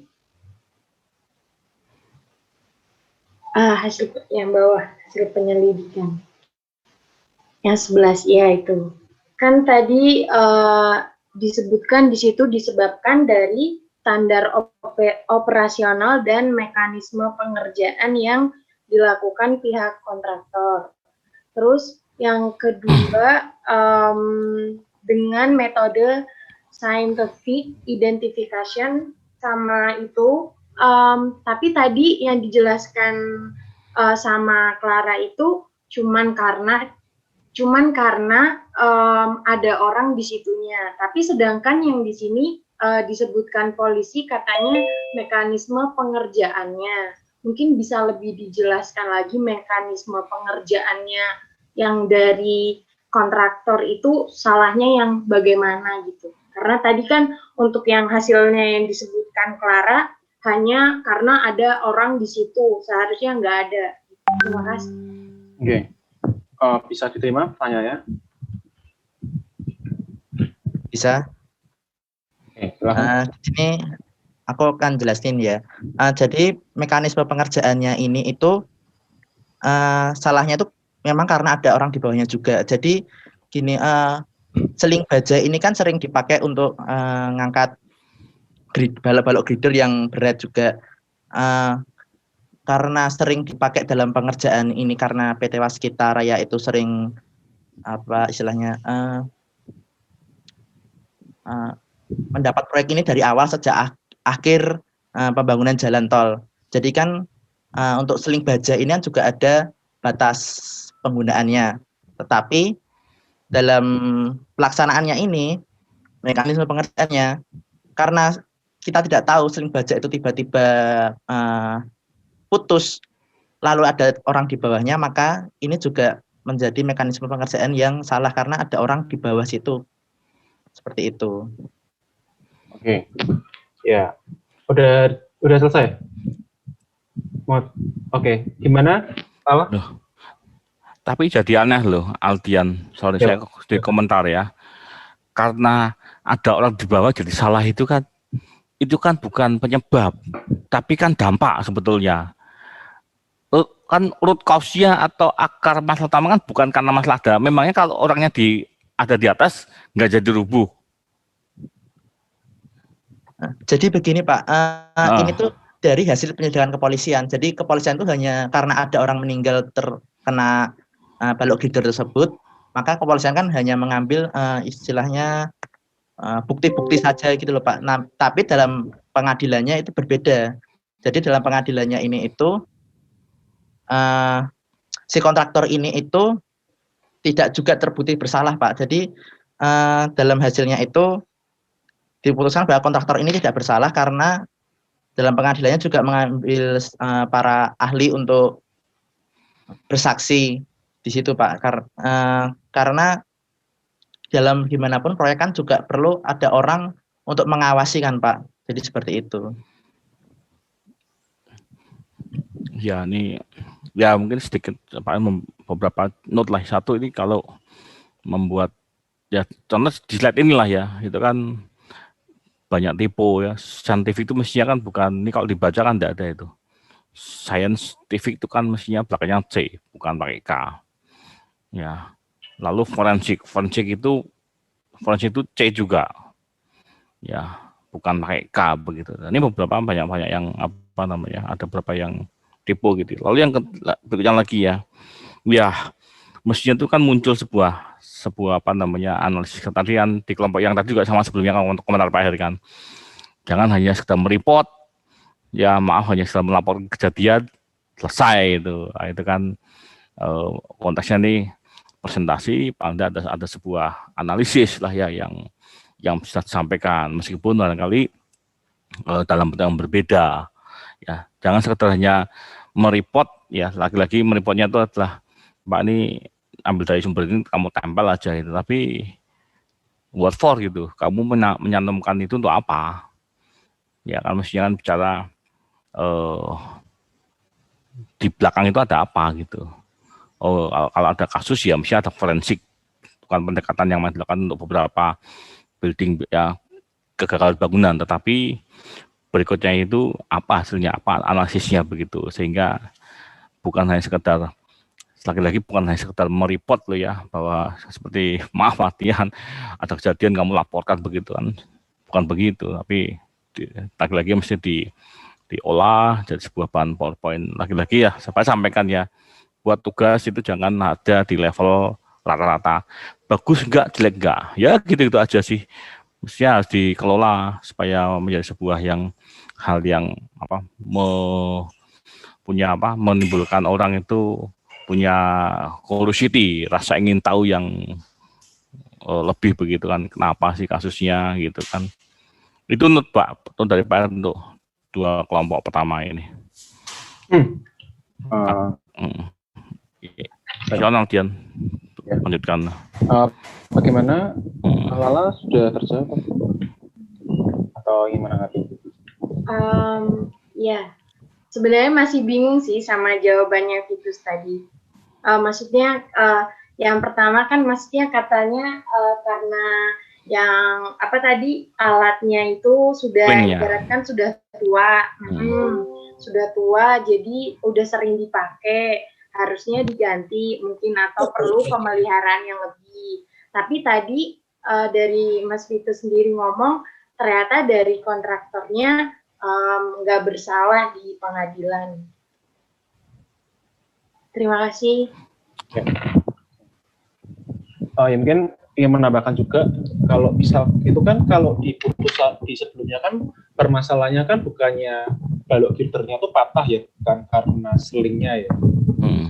Baloknya yang patah bukan masalah selingnya. Gimana tuh, Mas?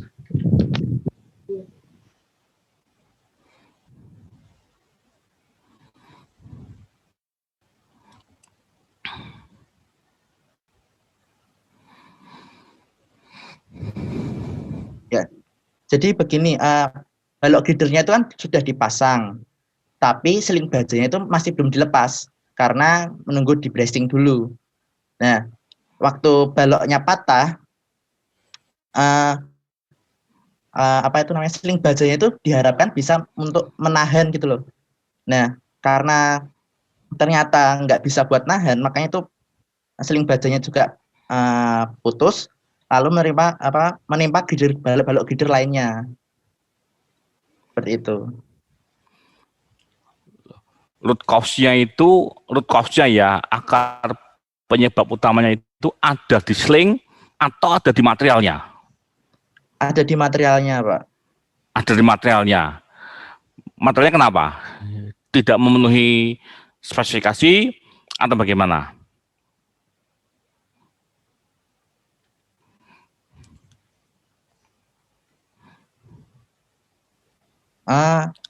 Di dalam yang saya baca itu tidak diketahui, Pak. Tapi yang di report itu cuman hanya dijelaskan tiba-tiba baloknya itu patah, Pak. Jadi penyambungannya antara tidak presisi atau tidak sesuai gitu, Pak. Ya, berarti kan ini kaitan dengan metode pelaksanaan kan. Kalau memang data yang ada itu kan gelagarnya jatuh begitu kan, gelagarnya itu tadi mungkin dikatakan tidak presisi lah, berarti kan metode pekerjaan. Ya, metode pekerjaan mungkin materialnya baik-baik aja, tapi karena metodenya lalu menjadi gagal begitu kan, lalu diharapkan kan, jadi sebenarnya jadiannya begini, kalau sudah tahu baloknya itu jatuh, lalu harapannya slingnya mampu nahan. Lah kan sling itu kan digunakan bukan untuk menahan balok girder. Tadi sampaikan kan harapannya itu kan harapannya itu kan slingnya mampu menahan balok girder yang jatuh. Tapi kan sling itu kan fungsi utamanya bukan untuk nahan itu sebetulnya kan. Berarti root cause-nya itu kan root cause-nya loh ya, kalau ya Pak sedikit berkomentar lah, memberikan sebuah pendapat begitu kan. Root cause-nya itu kan berarti kan di metode pelaksanaannya, bukan pada sling yang tadi yang disampaikan oleh Mas Vitus bahwa karena sudah terlalu lama dipakai sehingga slingnya itu berusia maka menjadi tidak maksimal. Kan bukan itu kalau mendengar penjelasan dari Mas Vitus bahwa bukan pada slingnya.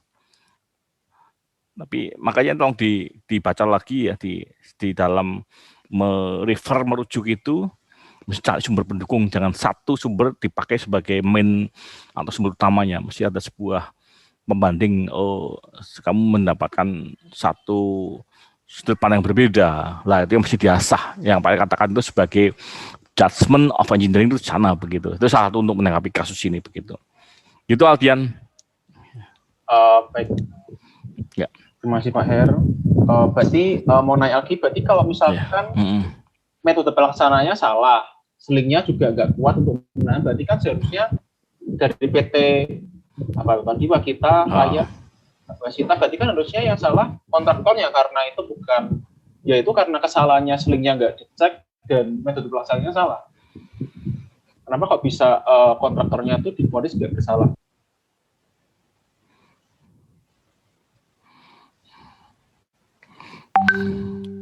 Iya selalu ya, mungkin selalu kan begini ya. Pasti harus dimulai dulu dari ada yang ada yang menggugat dulu ya. Pasti dimulai dengan sebuah klaim dulu itu. Artinya pekerja nggak tuntas begitu kan, ada klaim tapi nggak. Kalau masalah itu Pak nggak bisa kenapa kok bisa bebas, Pak no comment lah hal itu ya. Tapi prosesnya mestinya ada klaim dulu, ada tuntutan dari minimal dari owner lah ya, menuntut bahwa proyeknya itu tidak tuntas begitu. Itu. Jadi gini Pak, mungkin saya bisa menjelaskan. Ya.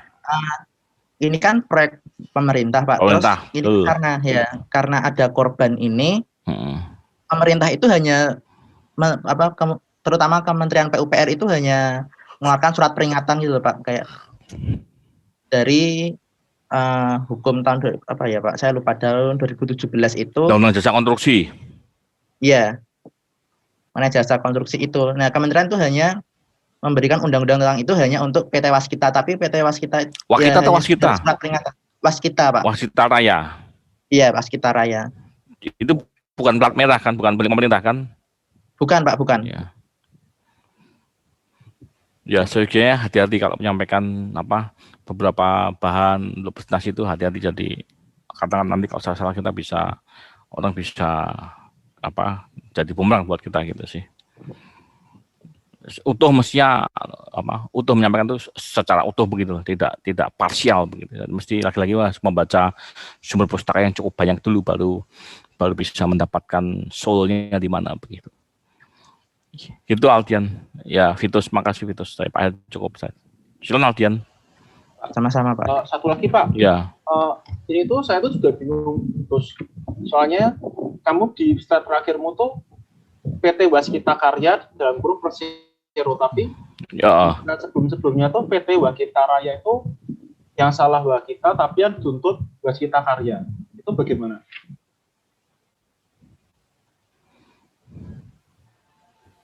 Itu salah penulisan aja untuk yang lain. Semuanya sama, PT Waskita Raya. Bukan Wakita tapi Waskita Raya. Betul kan itu loh. Mas Vitus, hati-hati loh itu, karena itu menyangkut nama baik sebuah penyedia jasa lah ya. Nanti salah malah ya tadi takutnya kalau ada yang mengupload ini kan jadi problem begitu kan. Ya kan gitu Aldian. Tanya tadi Pak. Jadi tanya ke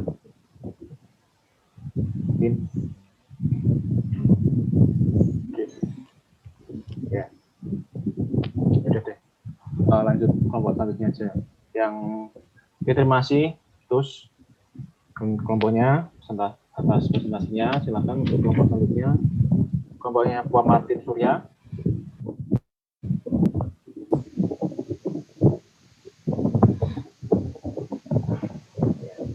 Ambruknya beton register Pierhead Recto BORR Bogor Outer Ring Road.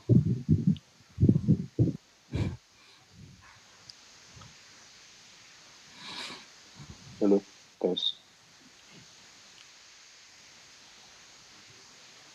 Selamat siang Pak R. Udah masuk ya? Udah masuk. Kelompoknya mana aja kelompoknya?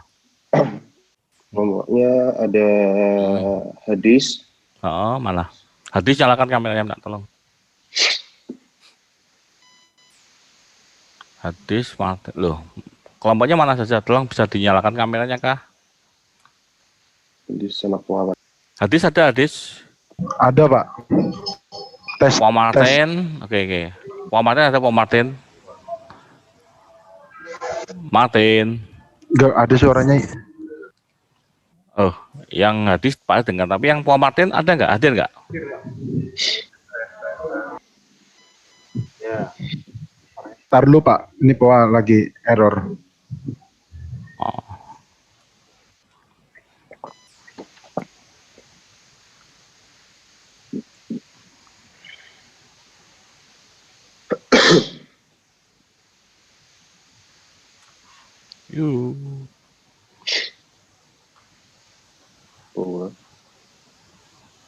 Bisa connect enggak, Pak Martin? Itu kan Pak lihat nyala itu untuk apa mic-nya dan videonya. Oh ini sudah. Ya Martin bisa tes dulu tes. Martin suaranya keluar enggak? Martin bisa dengar Pak RK? Bisa dengar Pak, tapi ya, dia nggak bisa pakai mic-nya. Ya udah, silakan. Selamat siang Pak R. Selamat siang teman-teman semuanya. Kami dari kelompok 7 hari ini mau mempresentasikan tentang dengan berjudul ambruknya beton Bekisting Pierhead Proyek Tolbor. Itu apa? Bogor Outer Ring Road Pak. Ya silakan. Nah, sebelumnya Tolbor sendiri adalah singkatan dari proyek tol Bogor Ring Road. Untuk tutorialnya next aja, next ke langsung. Nah.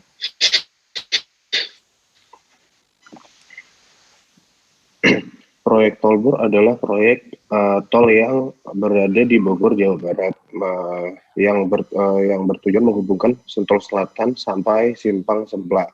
Dan proyek ini dikelola oleh PT Marga Sarana Jabar dengan total keseluruhan panjang jalan 11,45 km dengan anggaran biaya berkisar 1,61 triliun.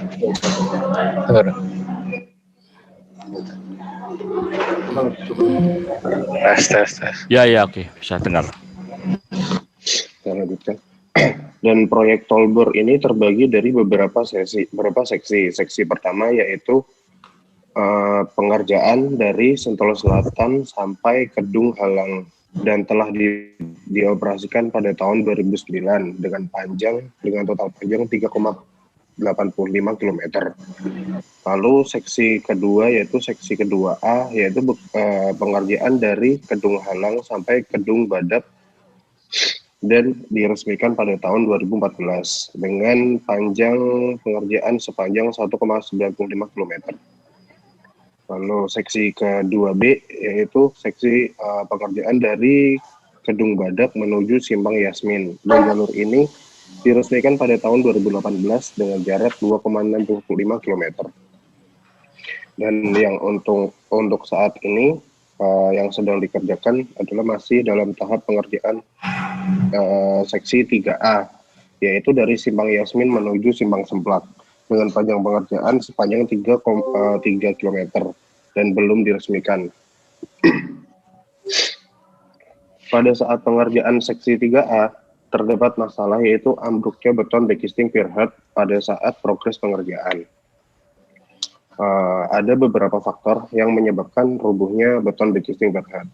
Sebelumnya, beton Pierhead adalah cetakan sementara yang digunakan untuk menahan beton kepala luar atau pilcap selama beton dituang dan dibentuk sesuai dengan bentuk yang diinginkan. Untuk selanjutnya bisa diteruskan dengan teman saya.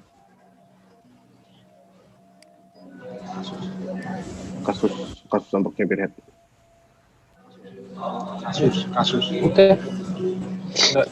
Selanjutnya ini ada dari kasus ambruknya Pierhead yang ada di Tolbor, yaitu dari selaku Direktur Utama PT Marga Sarana Jabar, Pak Hendro Atmojo, menyampaikan beberapa alasan dari ambruknya backing Pierhead, yaitu yang pertama diakibatkan kesalahan ukuran scaffolding yang terpasang untuk menjangka cetakan. Seharusnya scaffolding yang terpasang itu menggunakan diameter 6 inci, tapi yang ada di lapangan ukurannya 4 inci. Lalu ada beberapa baut yang terpasang pada timbal bracket yang tidak kencang. Lalu selanjutnya pada saat proses pengecoran yang biasanya 100 kubik lalu diberhentikan terlebih dahulu, ini pada saat pengecoran sebanyak 200 kubik. Tetapi menurut Bapak Hendro Atmojo, alasan tersebut sebenarnya tidak apa-apa karena pada saat pengecoran itu seharusnya menggunakan diameter 6 inci scaffoldingnya, tetapi ini hanya ukuran 4 inci. Lalu ada sebagian pekerja lalai dalam pelaksanaan pembangunan. Yang ketiga, kurangnya pengetahuan sebagian pekerja, pengalaman sebagian pekerja, dan kurangnya pengawasan. Lalu selanjutnya ada dampak dari ambruknya Pierhead. Dampak tersebut mengakibatkan kerugian sebanyak 1 miliar. Dan dalam kejadian ini tidak ada korban jiwa dan sebanyak 2 orang pekerja mengalami luka ringan. Lalu proses penanganan dari ambruknya pekerjaan proyek Tolbor. Dari pihak PT Marga Sarana Jabar melakukan penanganan terhadap kasus ini, yaitu menghentikan pekerjaan untuk sementara waktu. Yang kedua, bekerja sama dengan pihak kepolisian untuk melakukan rekayasa lalu lintas. Lalu yang ketiga, meminta Komisi Keamanan Jembatan dan Terowongan Jalan atau KKJTJ untuk melakukan peninjauan mengenai penyebab kejadian tersebut. Lalu selanjutnya dibacakan oleh Pak Martin. Ya, ini merupakan peta lokasi di ambruknya Pierhead Tolbor, berada ditunjuk pada panah merah. Lalu ini diambil dari Google Street. Menurut analisa kami,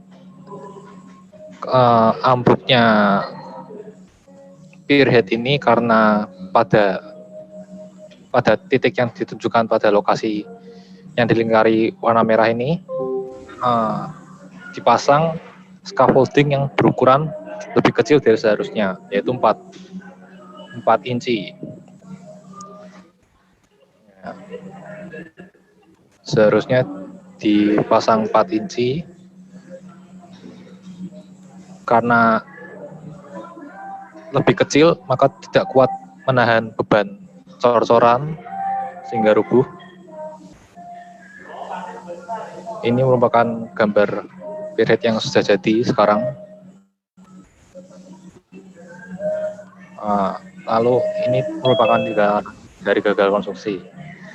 Dirjen Bina Konstruksi selaku Ketua Komite K2 Syarif Burhanuddin memberikan rekomendasi, yakni PT Marga Sarana Jabar harus melakukan kontrol lebih ketat lagi, terutama di lapangan.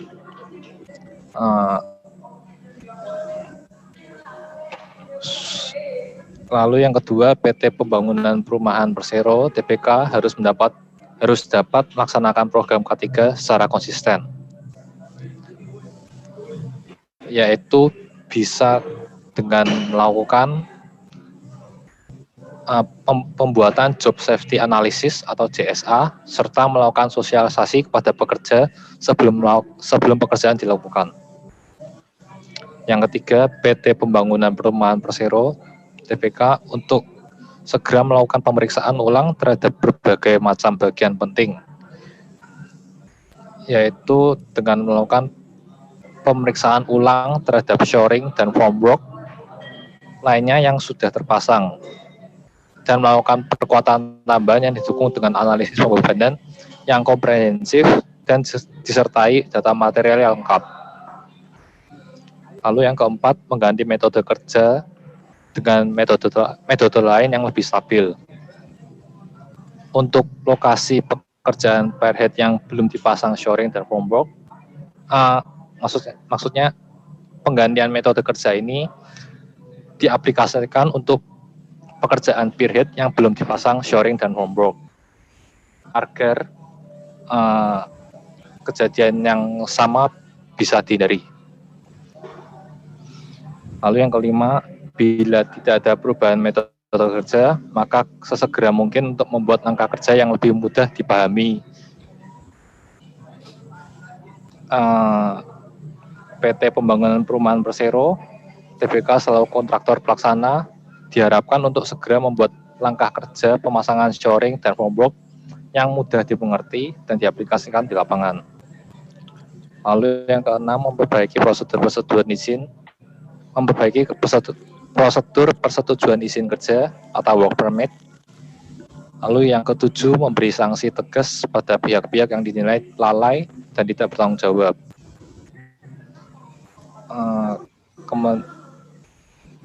Kementerian PUPR selaku pembina jasa konstruksi meminta kepada pemilik proyek untuk memberikan sanksi tegas pada petugas yang lalai dan tidak bertanggung jawab. Dalam hal ini, Pak Hendro Atmojo selaku Direktur Utama PT Marga Sarana Jabar memberikan sanksi, yaitu mencabut pihak yang tidak bertanggung jawab, yaitu General Manager Kontraktor dan Tim Leader Konsultan Proyek. Pak Hendro Atmojo juga mengganti para pekerja proyek yang dinilai belum memiliki pengalaman yang cukup dengan pekerja yang dianggap lebih berpengalaman. Lalu yang kedelapan, memperkuat pengawasan kepada para pekerja pada pekerjaan dengan risiko tinggi.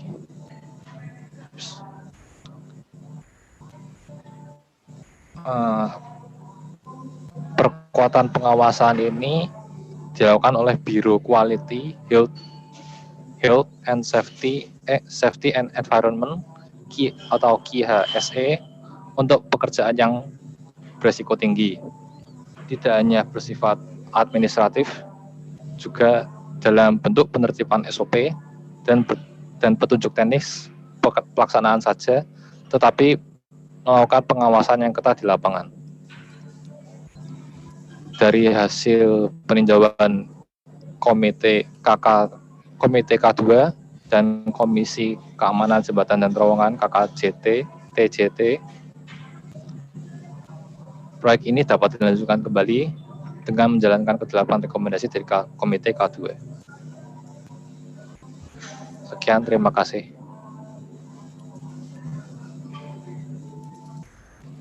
Oke, Mas Ciro atas spasinya, silakan yang ingin menanggapi.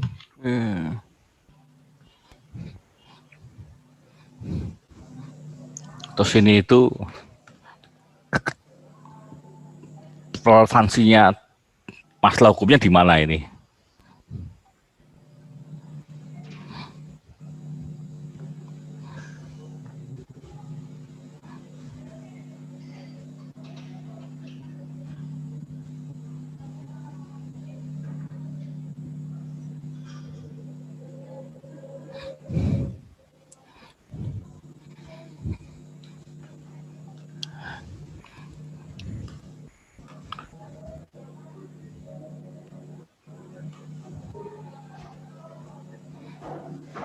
Di mana ini?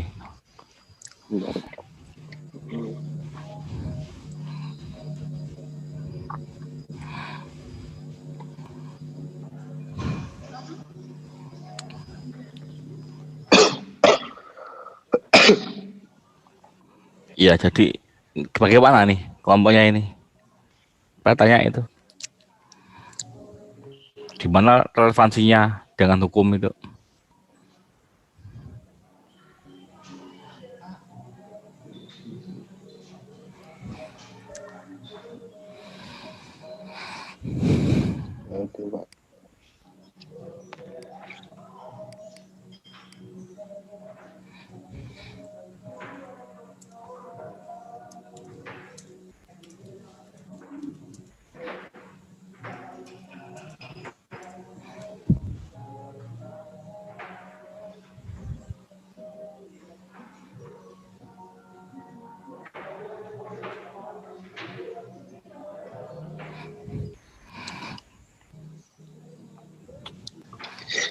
note lah ya. Jadi mohon, jadi tidak selalu ya. Jadi jangan latah ketika kelompok sebelumnya itu bicara mengenai kegagalan bangunan, terus berikutnya sama semua begitu kan.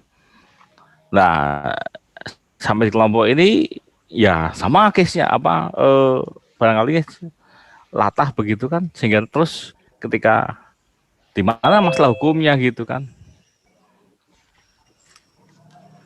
Apa relevansinya dengan masalah hukum konstruksi di dalam kasus ini?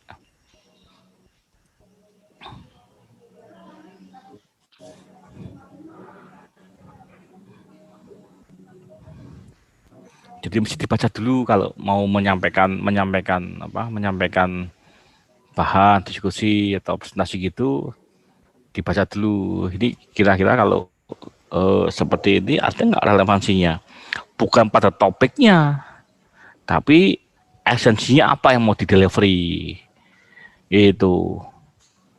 Ya, kan ini kan enggak sama sekali tidak ada relevansinya dengan hukum. Konstruksi toh juga tidak ada satu statement atau pembahasan di dalam aspek hukumnya gitu ya, karena latar dari kelompok sebelumnya aja kan, kebetulan aja sih kelompok sebelumnya memang pas bulan mengenai case kegagalan bangunan dan lalu berhubungan dengan hukum ya, pas kebetulan. Tapi ini kan tidak ada relevansinya.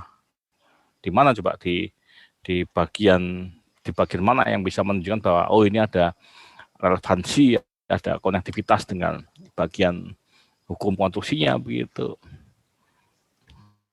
Iya. Untuk silakan Aldian. Oke. Ya, silakan untuk yang kelompok lain yang ingin menanggapi.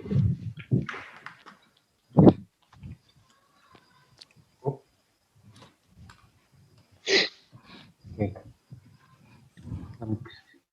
Kiranya sudah cukup Pak presentasinya. Sudah cukup ya. Ya, Pak. Ya, di end session dulu. Di end session. Sorry, yang di stop dulu presentasinya. Ya. Sebelumnya kami minta maaf untuk kelompok ini ya Pak, kalau misalnya memang tidak ada aspek tentang hukum yang relevan tentang hukum konstruksi. Karena mungkin untuk presentasi kali ini lebih fokus ke ini Pak, masalah yang terjadinya.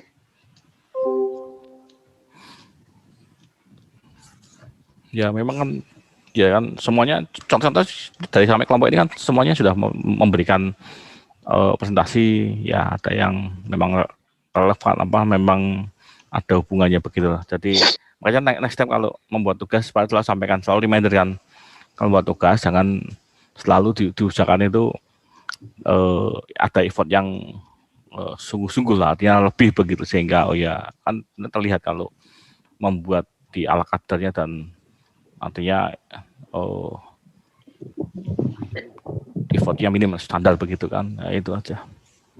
Ya itu ya. Baik, sebelum Pak tutup dari Aldian ada sebuah closing Aldian statement. Yang saya menangkap dari kelompok 1 itu yang menarik dari PT NKE itu dia ternyata walaupun tidak ada tuntutan atau tidak harus mengganti rugi atas kegagalan konstruksi itu yang basement lantai 3-nya gagal itu, ternyata PT NKE itu mau bertanggung jawab karena merasa bertanggung jawab atas kegagalan konstruksi tersebut, dan dananya juga bisa dipinjam dari APBD daerah. Kok Pak? Ya itu aja. Ya baik Aldian, terima kasih untuk closing statement-nya. Jadi ada tiap kali kuliah pasti ada satu yang menjadi highlight begitu ya. Lalu ini kemana Pak? Nggak tahu tadi Pak ikuti jumlahnya mahasiswa dari 72 atau 76, tinggal 67 ya. Sekali lagi Bapak selalu ingatkan bahwa meskipun kita tuh punya sebuah limitasi karena kondisi yang tidak memungkinkan, tapi Pak juga mohon komitmennya lah untuk bisa berkuliah, berproses dengan benar begitu ya, jangan ditinggal pergi, atau mungkin barangkali juga saya juga nggak tahu nih apakah semua ini Pak yang coba membangun sebuah trust kepada kamu semua bahwa kamu juga masih stay begitu kan, bukan seperti anak SMP yang mungkin tinggal pergi nyalakan terus tinggal pergi begitu, no lah ya. Berharap bahwa ada sebuah kesungguhan begitu ya, sehingga proses transfer pengetahuan itu bisa diterima dengan baik begitu ya, sekalipun lagi-lagi memang tidak sempurna ya, tapi masih berproses yang benar begitu ya. Baik, Aldian, terima kasih sekali lagi Pak ucapkan karena sudah mengorganisasi kuliah siang hari ini. Juga untuk semuanya Pak, semoga selalu sehat selalu ya, kita ketemu lagi di waktu mendatang di teman berbeda itu, tetap sehat begitu. Baik, terima kasih untuk semuanya dan selamat siang. Pak R segera end session di kelas siang hari ini. Baik, selamat siang dan terima kasih semuanya. Terima kasih Pak Hermawan. Ya, Terima kasih Pak. Terima kasih Pak.